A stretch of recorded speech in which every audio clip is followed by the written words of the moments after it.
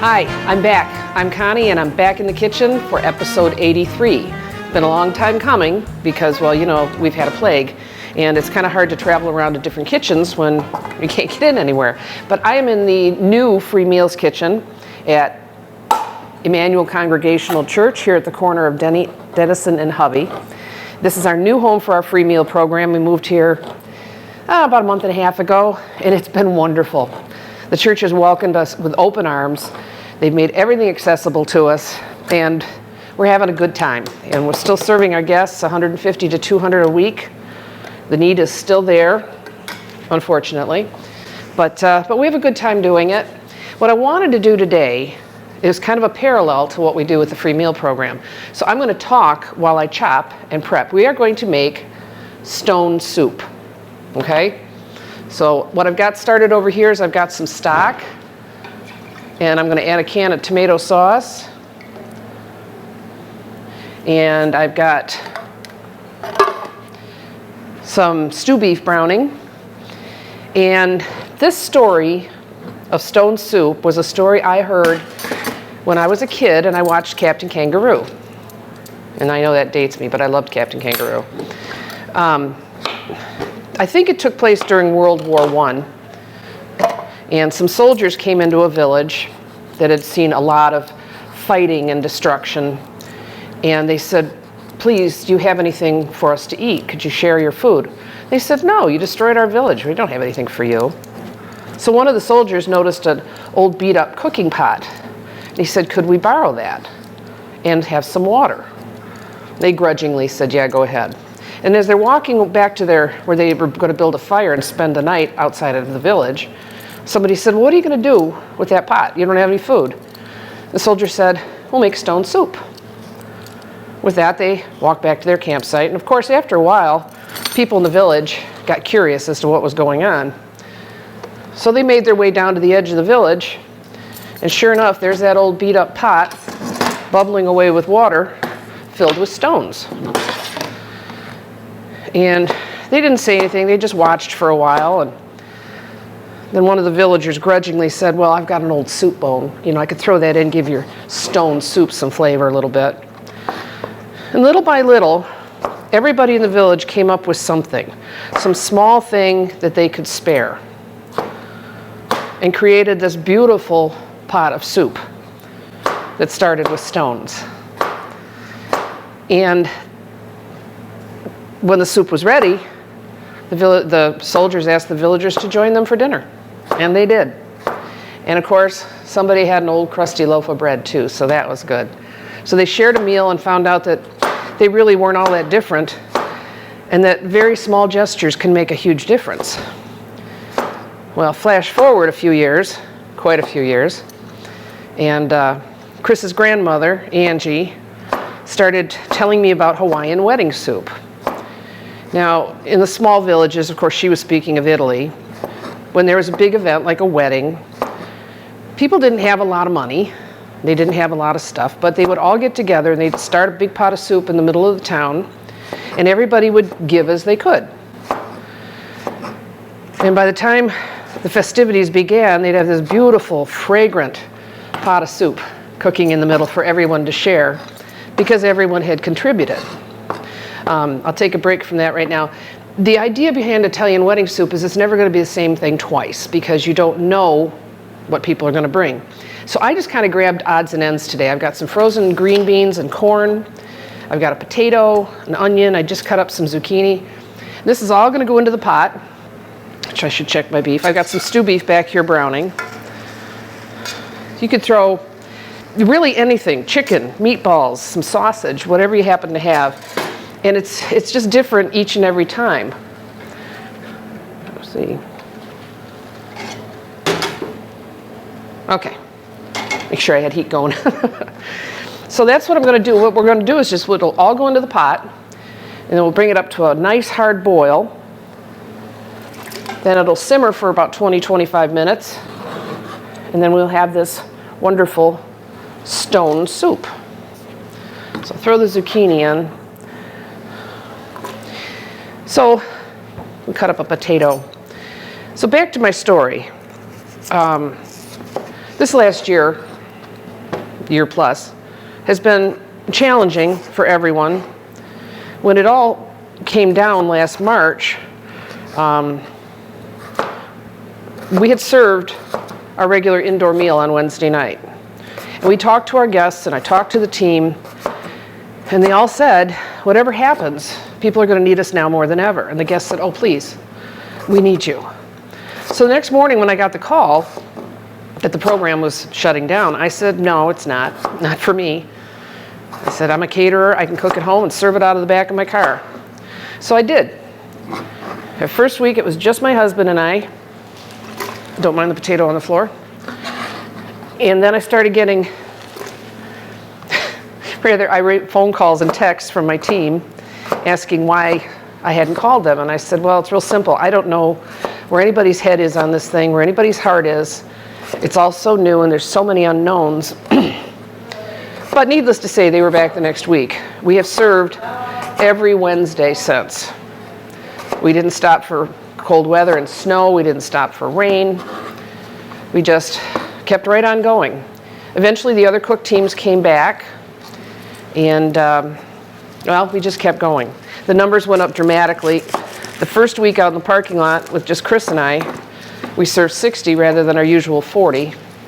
The next week, it was 75, and it climbed and climbed. We've had a high of 260, and now we're at an average of anywhere between 150 and 200 a week, and we serve every Wednesday. Now this church also continued their Tuesday night meals, where you get a nice fresh home-cooked meal. We serve not only a fresh meal, but we also serve milk and eggs and bread and groceries. And we've got people that come just for the groceries and such. So if anybody wonders if there's need in our community, there's a need in our community. And I do want to make a point that when I say community, I'm not talking about just Oxford. We don't ask questions. We serve everyone. Quick break here. Stew beef going in. We don't ask you where you live. We don't ask you for your name and address. We just say, hi, how are you? How many are we serving tonight? How many families?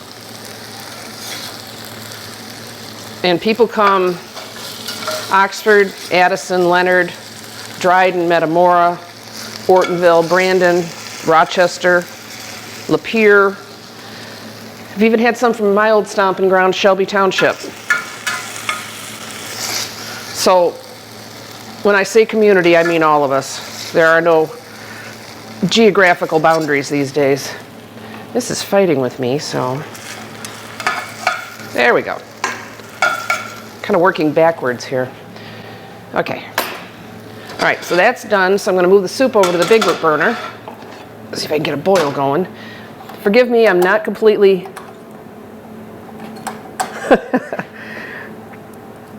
There we go. Okay. So that's done. So back to what I was saying. This whole program came together, first of all, because I'm stubborn. I will admit that. I really had no concept that day when I said, no, I'm not going to stop, what it was going to take. I didn't think about, I knew it would be long term. I knew it was going to be more than 2 weeks. But I really didn't think it through. And then a very cool thing began happening. As I said, my team came back, and the community started reaching out and offering what they could. And it started very slowly with some cash donations, which we then used to buy milk and such. The schools gave us their leftover foods that they handed out on Wednesdays to add to what we were handing out. Basically anything we could get our hands on. And it just grew quietly. And I had made the remark, I've always said this, if I need $1,000, I don't want one person to give me $1,000. I want 1,000 people to give me $1 each. Because everybody has a part in it, everybody has a stake in it, each can give to his or her ability. So we got $1,000 donations. We got $2 donations. We got a pickup truck full of donated food. We got a bag with 2 cans of soup. In short, every little bit added up and made it possible for us to do what we do every week. And there were weeks it was tough. We would run out of food in those early days because we were just overwhelmed with the numbers. And then a couple of my volunteers, it was usually Danielle and Steph, would jump in their car and run for pizza. And the folks would sit in the parking lot and wait for that pizza to come back. Even if we were out of everything else, they needed dinner. And we did our best to provide it. And, I'm going to throw in a handful of pasta. If I got that burner on high enough. Okay. And I'm going to throw in a handful of rice. I know I'm being rather disjointed, but I'm trying to do 2 things at once here. So this is what I meant about a little bit of everything. If you could spare a handful of pasta or a handful of rice, then it goes in the pot. Ooh, it's looking good. Smells good. So that was the point. It struck me like the story of stone soup or the Italian wedding soup. No one person has to do it all. And no one person can do it all. And I don't do it alone. I've got, on a regular basis, 20 to 30 volunteers that show up every week, do everything that needs to be done. I've got the community behind me. They say love comes from the most unexpected places, and it sure does. We have seen a lot of that. Just amazing people giving what they can and being grateful for the chance. Because so many people are accustomed to giving, either volunteering their time. Heck, I had a family come in after we got a big donation of groceries, mom, dad, and 2 boys, and they called and said, "Can we help you sort that?" Sure, and they did. And that's where they had some time, and that's how they wanted to spend it. It's not any one person, it's all of us. To all of you that have been involved with me in this whole thing for the past year plus, thank you. It is wonderful, and it means the world to me. It's very humbling that you've put your faith and your trust in us. To the guests that come, it was rough in the beginning. It was very rough. People were upset. They were embarrassed, which they shouldn't have been. So I just reassured them over and over, you didn't create this situation. We're all just making the best of it. And little by little, there were fewer tears. I didn't cry as much. We just kind of all got into a rhythm. We're just going to ride this out together. I've had people that were coming through the line in the early days go back to work and come back and make donations. It's been an amazing experience. But it works, and it has worked, because there's so many of us working together and making this happen. There goes tomatoes. So that's the stone soup. It wasn't about the stone. It was about everything else. And the same thing with the Italian wedding soup, which, by the way, is really good. I've made that a lot. I'll just set this over here for right now. So that's what I've been up to. As far as I haven't been cooking much. Oddly enough, I don't cook at all for free meals. When we moved over here, our cook teams didn't come with us. Members of my team all jumped in and formed their own teams. We were over at the other church doing a final food drive, sitting in the car freezing, and I mentioned that the biggest problem with moving was I need cook teams. Kathy was sitting in the back seat, very quiet, and after about 4 minutes, she said, "All set, I've got a team. What week do you want me?" She just texted a few friends, and they just jumped in, because that's what people do. All right, so I've thrown in some green beans, some corn. I don't know if we can get a shot of this. It's pretty thick at this point. I might add some water just to loosen it up a little, but I got to get the boil going. Now, none of my villagers brought me fresh herbs this week. But I grabbed some herbs de Provence. You know, that's kind of my go-to. It's a nice blend of different things. And normally when I do something with the dried herbs, I let it sit right on top. Because these are dried, I'm going to mix them in because I want to get them soft and moist and pliable and splash soup on myself. And then I'll add some more and let it sit on top.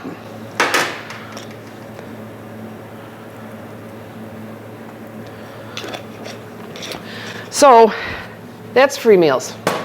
Get involved if you want to. You can call me anytime. My number is 248-933-4579. I'm all over Facebook. The other thing I've been doing for this past year, well, last March, just after the plague hit, we had a pipe burst in our house, which created a lot of damage. We lost walls and ceilings, but I did not lose my 100 and 150-year-old floors. So we've been slowly putting the house back together, but it's going to take a while. It's what happens. It's okay. We didn't have to leave the house. The animals were safe. We didn't lose much in property. It was just an inconvenience. And now we've gotten used to it, so it's kind of funny. But and past that, I've been at the studio every day. Most of the time it was just Terry and I. We really couldn't shoot because we couldn't go anyplace. We couldn't talk to people. And I did a couple of things. I did a kind of a wrap up downtown with River back when it started. And then I don't know, I think maybe this year, December or so, Dan and I went downtown and did kind of an update on what the restaurants are doing and how they're doing it. They have really struggled, as we know. I would not go to any of those people, any of the merchants downtown, any of the restaurants and ask for anything. But they called me. Late last summer, early fall, Patrick from Witches called and arranged to cook on my week, which is the second Wednesday of every month, and the fifth Wednesday when there is one, so sometimes twice a month. And they've done that every single month, and they're still doing it. They bring us the beautiful brisket and pulled pork and barbecued chicken and all that, and side dishes, and they bring it all over here hot and fresh for us to hand out. And if you think that isn't thrilling to folks that are struggling right now to have some of the best food in town, and they just do it because it's the right thing to do. Angie at Evergreens cooked our Christmas dinner. Heather at the Magic Brownie Box has supplied big quantities of desserts. And a gal over at Art and Dick's, who I've never met, called me one night, said, I've got some eggs. When I went to pick them up, there were eggs, there were snacks, and a very generous cash donation. So that's what we've been doing. Free meals, working at the studio, trying to keep our sanity. So we're going to take a break and let this come up to a boil, and then we'll be back and see the finished product.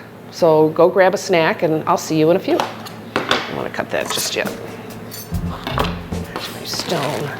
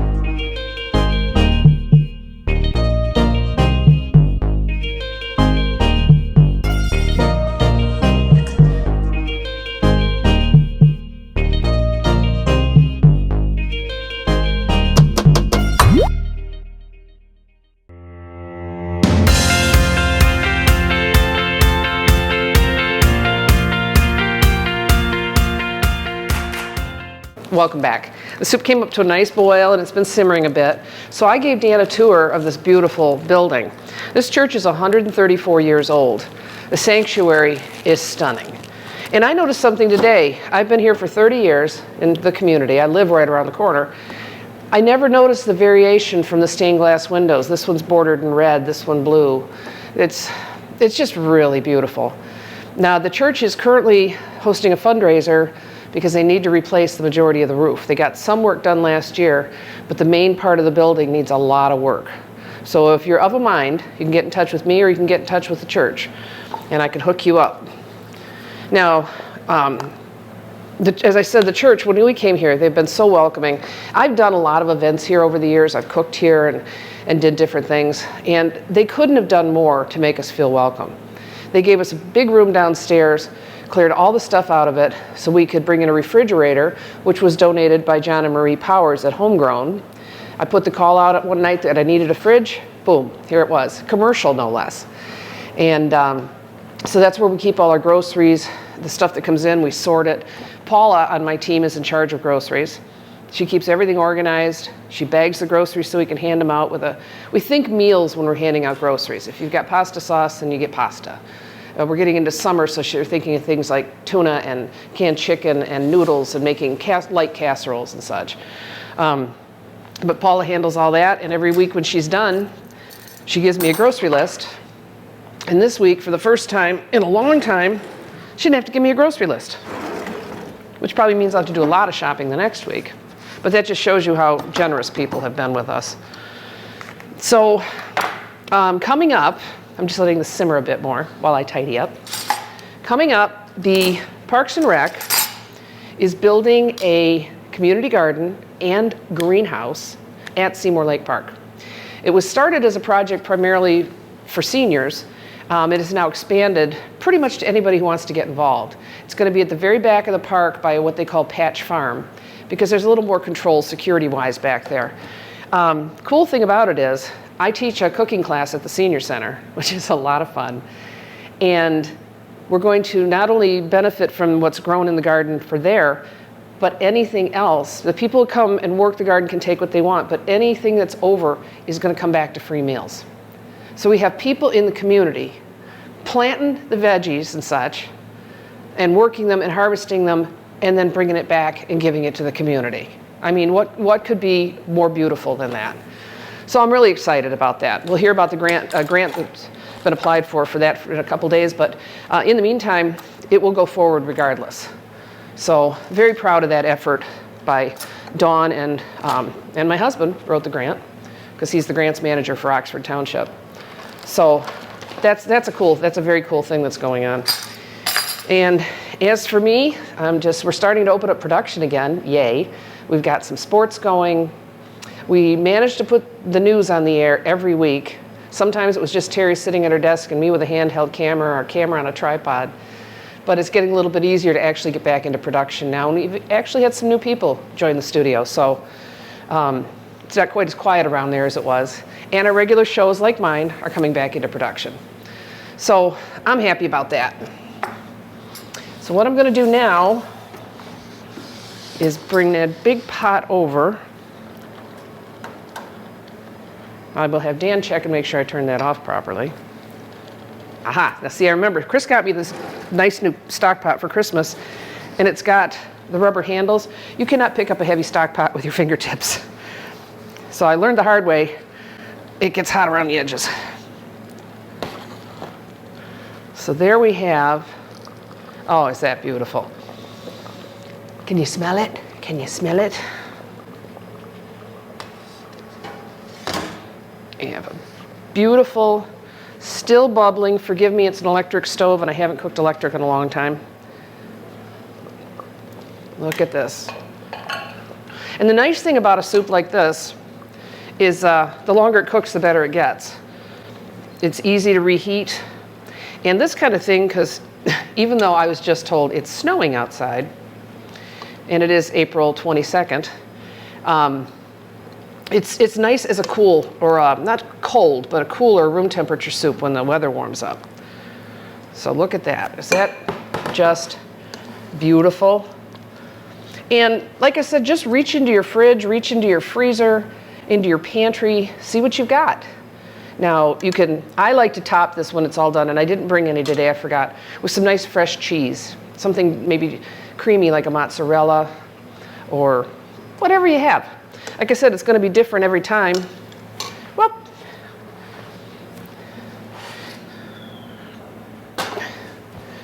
and then we take our nice loaf of crusty bread. It's about the only time I eat bread like this is with soup, because I like to dunk it. I've just had that completely blocked back there, didn't I? Serrated knife for bread. That's another cool thing. Free Meals gets a delivery of bread from Panera every week. And we also get bagel bombs via Clubhouse Inspiration, who also volunteers with us, from Angie at Evergreens. There are just so many connections. So there you go. Stone soup. And get together with your friends, your neighbors, your family.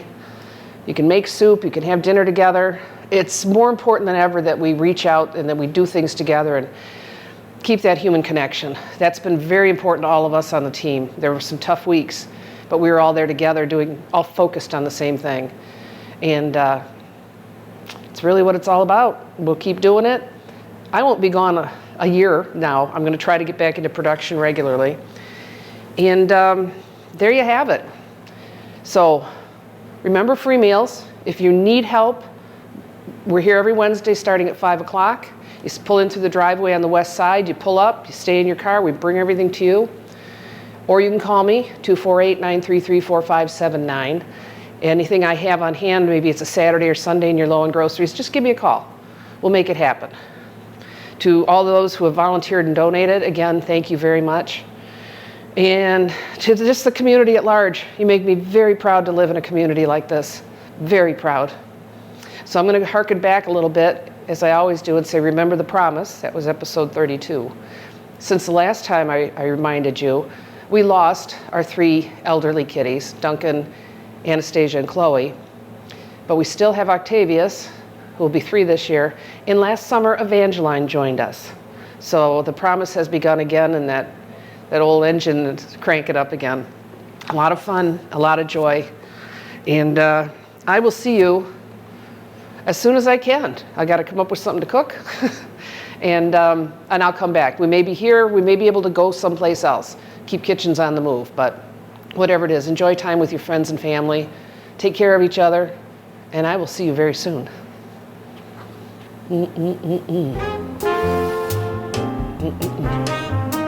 Ha.